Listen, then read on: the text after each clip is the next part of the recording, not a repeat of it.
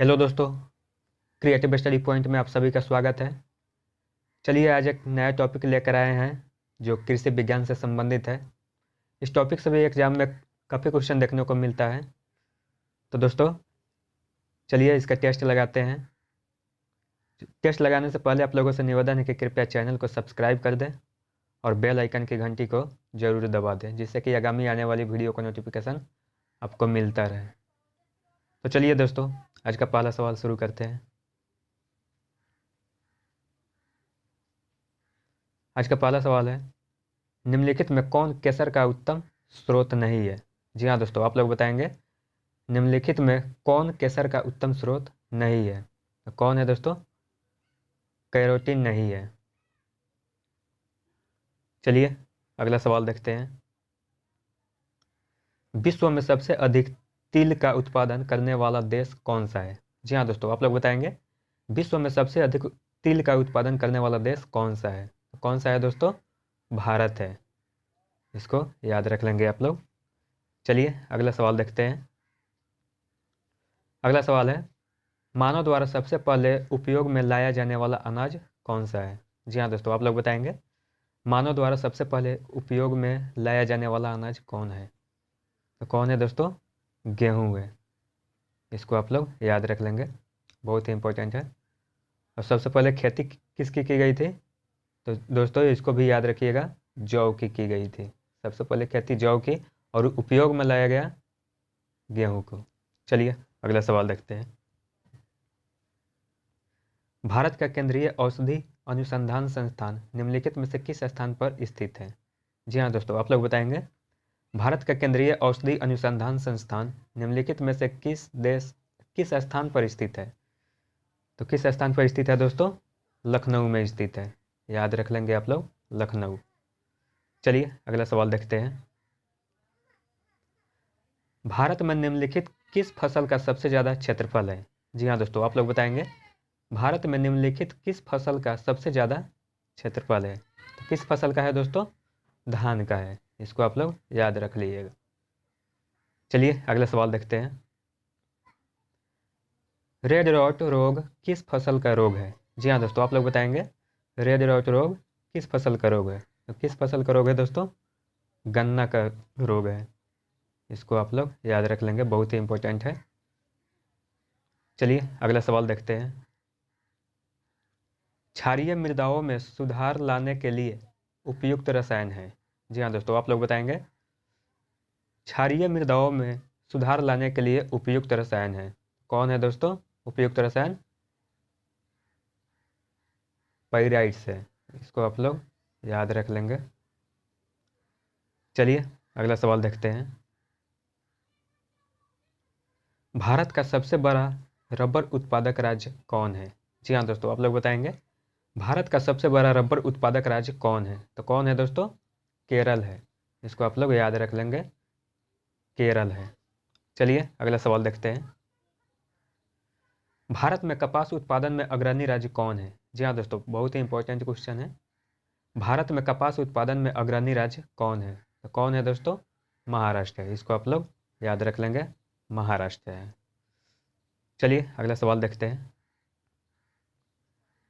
निम्नलिखित में कौन प्रोटीन का उत्तम स्रोत है? जी हाँ दोस्तों, आप लोग बताएंगे निम्नलिखित में कौन प्रोटीन का उत्तम स्रोत है? तो कौन है दोस्तों? सोयाबीन है। इसको आप लोग याद रख लेंगे और चैनल को सब्सक्राइब करते रहिए दोस्तों। चलिए अगला सवाल देखते हैं। हरित क्रांति के दौरान किस खाद्यान्न का उत्पादन बढ़ा? जी हाँ दोस्तों, बहुत ही इंपॉर्टेंट क्वेश्चन है। हरित क्रांति के दौरान किस खाद्यान्न का उत्पादन बढ़ा? तो किस खाद्यान्न का उत्पादन बढ़ा दोस्तों? गेहूं का बढ़ा। इसको आप लोग याद रख लेंगे, गेहूं का। चलिए अगला सवाल देखते हैं। सोयाबीन की उत्पत्ति कहाँ हुई? जी हाँ दोस्तों, आप लोग बताएंगे किस देश में सोयाबीन की उत्पत्ति हुई? तो किस देश में हुई दोस्तों? चीन में हुई। इसको आप लोग याद रख लेंगे। चलिए अगला सवाल देखते हैं। यूरिया में नाइट्रोजन किस रूप में होता है? जी हाँ दोस्तों, आप लोग बताएंगे यूरिया में नाइट्रोजन किस रूप में होता है? किस रूप में होता है दोस्तों? एमाइड के रूप में होता है। इसको आप लोग याद रख लेंगे। चलिए अगला सवाल देखते हैं। निम्नलिखित में से किसमें प्रोटीन सर्वाधिक होता है? जी हाँ दोस्तों, आप लोग बताएंगे निम्नलिखित में से किस में प्रोटीन सर्वाधिक होता है? तो किस में होता है दोस्तों? मूंगफली में होता है। इसको आप लोग याद रख लेंगे, मूंगफली। और चैनल को दोस्तों सब्सक्राइब करते रहिए। चलिए अगला सवाल देखते हैं। निम्नलिखित में कौन नकदी फसल है? जी हाँ दोस्तों, आप लोग बताएंगे निम्नलिखित में कौन नकदी फसल है? तो कौन है दोस्तों नकदी फसल? तंबाकू है। इसको आप लोग याद रख लेंगे, तंबाकू। चलिए अगला सवाल देखते हैं। निम्नलिखित में कौन सा असत्य फल है? जी हाँ दोस्तों, आप लोग बताएंगे निम्नलिखित में कौन सा असत्य फल है? तो कौन है दोस्तों? काजू, सेव, नाशपाती और उपयुक्त सभी। तो जी हाँ दोस्तों, इसका सही आंसर हो जाएगा उपयुक्त सभी। याद रख लेंगे आप लोग। चलिए अगला सवाल देखते हैं। भारत का विश्व में गेहूं उत्पादन में कौन सा स्थान है? जी हाँ दोस्तों, आप लोग बताएंगे भारत का विश्व में गेहूं उत्पादन में कौन सा स्थान है? तो कौन सा स्थान है दोस्तों? दूसरा है। गेहूं उत्पादन में दूसरा है। इसको आप लोग याद रख लेंगे। और पहला कौन है? तो पहला चीन है दोस्तों। इसको आप लोग याद रख लेंगे, पहला चीन है। चलिए अगला सवाल देखते हैं। मटर में मार्स रोग का कारण क्या है? जी हाँ दोस्तों, आप लोग बताएंगे मटर में मार्स रोग का कारण क्या है? तो क्या है दोस्तों मार्स रोग का कारण? मैग्नीज की कमी है। इसको आप लोग याद रख लेंगे, मैग्नीज की कमी। चलिए अगला सवाल देखते हैं। नींबू में कैंकर रोग होता है। जी हाँ दोस्तों, आप लोग बताएंगे नींबू में कैंकर रोग होता है। किसके कारण होता है दोस्तों? जीवाणु के कारण होता है। इसको आप लोग याद रख लेंगे। और दोस्तों आप लोगों से बार बार निवेदन है कि कृपया चैनल को सब्सक्राइब करें और अपने दोस्तों में भी शेयर करें। चलिए अगला सवाल देखते हैं। किसमें बीज नहीं होते हैं? जी हाँ दोस्तों, आप लोग बताएंगे किसमें बीज नहीं होते हैं? तो किसमें नहीं होते हैं दोस्तों? फर्न में बीज नहीं होती है। इसको आप लोग याद रख लेंगे। चलिए अगला सवाल देखते हैं। चाय में लाल कीट का कारण है? क्या है दोस्तों? आप लोग बताएंगे चाय में लाल कीट का कारण है। तो क्या है दोस्तों? हरी शैवाल है। चाय में लाल कीट का कारण हरी शैवाल है। इसको आप लोग याद रख लेंगे। चलिए अगला सवाल देखते हैं। सबसे बड़ा पुष्प होता है? जी हाँ दोस्तों, आप लोग बताएंगे सबसे बड़ा पुष्प किसका होता है? किसका होता है दोस्तों? रेफ्लेसिया का होता है सबसे बड़ा फूल। इसको आप लोग याद रख लेंगे, रेफ्लेसिया। चलिए अगला सवाल देखते हैं। पौधों के रस को चूस लेने वाला सबसे छोटा कीट कौन सा है? जी हाँ दोस्तों, आप लोग बताएंगे पौधे के रस को चूस लेने वाला सबसे छोटा कीट कौन सा है? तो कौन सा है दोस्तों? एफिड है। इसको आप लोग याद रख लेंगे, एफिड। चलिए अगला सवाल देखते हैं। विश्व वन दिवस कब मनाया जाता है? जी हाँ दोस्तों, आप लोग बताएंगे विश्व वन दिवस कब मनाया जाता है? तो कब मनाया जाता है दोस्तों? 21 मार्च को विश्व वन दिवस के रूप में मनाया जाता है। इसको आप लोग याद रख लेंगे। चलिए अगला सवाल देखते हैं। फूल गोभी का खाने योग्य भाग है? क्या है दोस्तों? आप लोग बताएंगे फूल गोभी का खाने योग्य भाग पुष्पक्रम होता है। इसको आप लोग याद रख लेंगे, पुष्पक्रम। चलिए अगले सवाल देखते हैं। पूर्ण पुष्प में पाया जाता है? जी हाँ दोस्तों, क्या क्या पाया जाता है? आप लोग बताएंगे पूर्ण पुष्प में पाया जाता है। तो क्या क्या पाया जाता है दोस्तों? चारों चक्र पाया जाता है। तो चारों चक्र कौन कौन होता है दोस्तों? पुमंग, जयांग, बाह्य दलपुंज और दलपुंज। ये यही चारों चक्र होते हैं दोस्तों, इसको ध्यान रखिएगा। चलिए अगला सवाल देखते हैं। पौधे नाइट्रोजन को किस रूप में ग्रहण करता है? जी हाँ दोस्तों, आप लोग बताएंगे पौधे नाइट्रोजन को किस रूप में ग्रहण करता है? तो किस रूप में ग्रहण करता है दोस्तों? नाइट्रेट के रूप में ग्रहण करता है। इसको आप लोग याद रख लेंगे, नाइट्रेट के रूप में। चलिए अगला सवाल देखते हैं। सिनकोना पौधे के किस भाग से कुनैन प्राप्त होता है? जी हाँ दोस्तों, आप लोग बताएंगे सिनकोना पौधे के किस भाग से कुनैन प्राप्त होता है? किस भाग से होता है दोस्तों? तने के छाल से होता है। इसको आप लोग याद रख लेंगे, तने के छाल से। चलिए अगला सवाल देखते हैं। झूम खेती प्रचलित है, कहाँ प्रचलित है दोस्तों? आप लोग बताएंगे। झूम खेती प्रचलित है, तो ये कहाँ प्रचलित है दोस्तों? असम के क्षेत्रों में प्रचलित है झूम की खेती। चलिए अगला सवाल देखते हैं।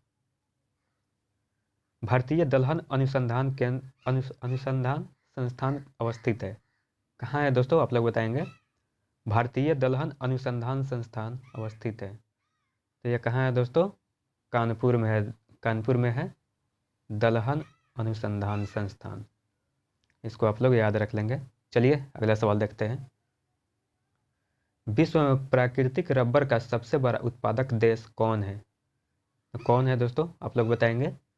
विश्व में प्राकृतिक रबर का सबसे बड़ा उत्पादक देश थाईलैंड है, इसको आप लोग याद रख लेंगे। और भारत में कौन है? तो भारत में केरल है, इसको आप लोग याद रख लेंगे, केरल। चलिए अगला सवाल देखते हैं। भारत में फूलों की अधिकतम किस्में किस राज्य में पाई जाती है? जी हाँ दोस्तों, आप लोग बताएंगे। भारत में फूलों की अधिकतम किस्में किस राज्य में पाई जाती है? किस राज्य में पाई जाती है दोस्तों?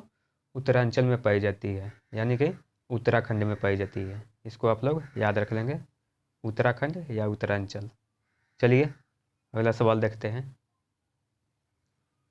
रेगिस्तान में पाई जाने वाली वनस्पति को क्या कहते हैं? क्या कहते हैं दोस्तों? आप लोग बताएंगे। रेगिस्तान में पाई जाने वाली वनस्पति को क्या कहते हैं? जीरोफाइट कहते हैं, इसको आप लोग याद रख लेंगे, जीरोफाइट। चलिए अगला सवाल देखते हैं। भारत में फसल के प्रकार को निर्धारित किया गया है। जी हाँ दोस्तों, आप लोग बताएंगे। भारत में फसल के प्रकार को निर्धारित किया गया है, किसके द्वारा निर्धारित किया गया है दोस्तों? वर्षा के परिमाण तथा तापक्रम द्वारा निर्धारित किया गया है, इसको आप लोग याद रख लेंगे। चलिए अगला सवाल देखते हैं। प्राकृतिक कृषि का अन्वेषक है, कौन है दोस्तों? आप लोग बताएंगे। प्राकृतिक कृषि का अन्वेषक है, कौन है दोस्तों? एम.एस. रंधावा है, इसको आप लोग याद रख लेंगे, एम.एस. रंधावा। चलिए अगला सवाल देखते हैं। भारत में हरित क्रांति के जन्मदाता कौन है? जी हाँ दोस्तों, आप लोग बताएंगे। भारत में हरित क्रांति के जन्मदाता कौन है? तो कौन है दोस्तों? एम.एस. स्वामीनाथन है, इसको आप लोग याद रख लेंगे, एम.एस. स्वामीनाथन। और विश्व में हरित क्रांति के जन्मदाता कौन है? तो नॉर्मन बोरलॉग है, इसको आप लोग याद रख लेंगे, नॉर्मन बोरलॉग। Norman Borlaug. चलिए अगला सवाल देखते हैं। भारतीय कृषि अनुसंधान संस्थान कहाँ स्थित है? जी हाँ दोस्तों, आप लोग बताएंगे। भारतीय कृषि अनुसंधान संस्थान कहाँ स्थित है? तो कहाँ स्थित है दोस्तों? नई दिल्ली में स्थित है, इसको आप लोग याद रख लेंगे। तो चलिए दोस्तों, आज का क्लास यही समाप्त होता है, फिर मिलते हैं अगले वीडियो में। तो दोस्तों आप लोगों से निवेदन है कि कृपया चैनल को सब्सक्राइब करें और बेल आइकन की घंटी को जरूर दबा दें, जिससे कि आगामी आने वाली वीडियो का नोटिफिकेशन आपको मिलता रहे। तो चलिए दोस्तों, फिर मिलते हैं एक नया टॉपिक के साथ अगले वीडियो में। तब तक के लिए सभी को गुड बाय।